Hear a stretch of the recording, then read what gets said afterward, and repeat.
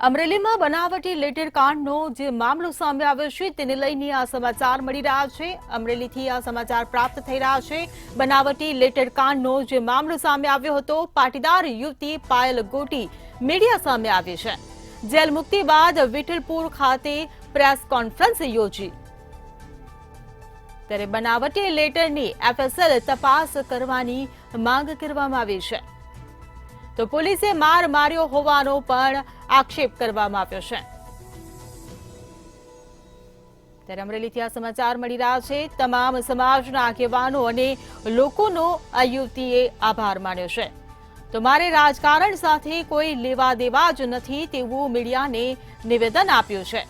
પાયલ ગોટીએ પત્ર લખીને ન્યાયની માંગ કરી છે। તો કૌશિક વેકરિયાને પત્ર લખીને ન્યાયની માંગ આ યુવતી દ્વારા કરવામાં આવી છે।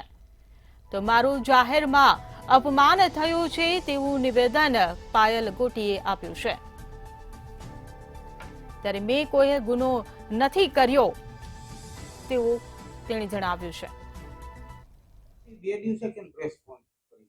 જેલ મુક્ત થયા પછી મારી માનસિક સ્થિતિ એટલી બધી સારી નહોતી, મજબૂત કે હું બોલી શકું।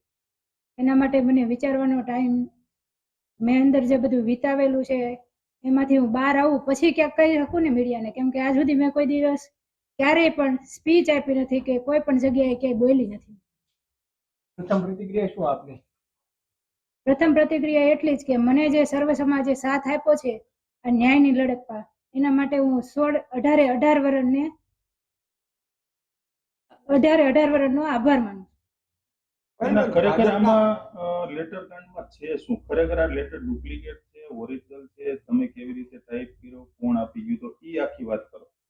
એફએસએલ માં તપાસ કરાઈ લ્યો, જે છે એ દૂધનું દૂધ ને પાણીનું પાણી થઈ જશે।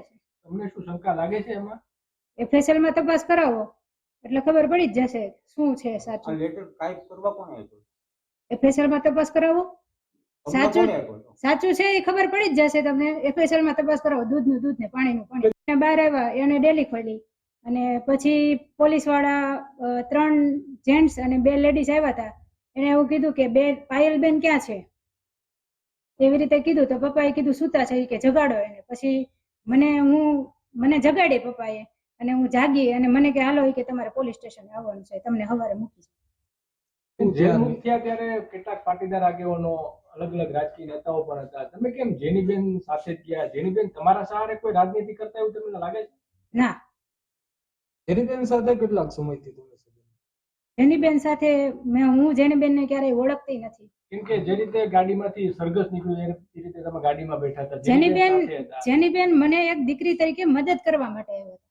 મદદ માટે તો ઘણા બધા હતા લોકો, પાટીદાર સમાજ। જેનીબેન મારા ઘરે પરિસ્થિતિ એવી હતી કે મારા મમ્મી પપ્પા મને લઈ ગયા પછી ન્યા મારું શું થાય છે એ લોકોને કઈ ખબર જ નહોતી કે અહીંયા એ લોકોની કઈ પરિસ્થિતિ એવી હતી જ નહીં કે બોલી કે એ શું કરે છે મારી દીકરી, એના માટે સાચવવા માટે આવ્યા હતા। મારા મમ્મી પપ્પાને ધ્યાન લખાવ્યો હતો તો તમને એવું લાગ્યું કે આ ખરાબ લેટર છે તો તમે પોલીસને જાણ કેમ ન કરી? એફએસએલ તપાસ કરાવો, જે છે એ સાચું આવી જશે બહાર।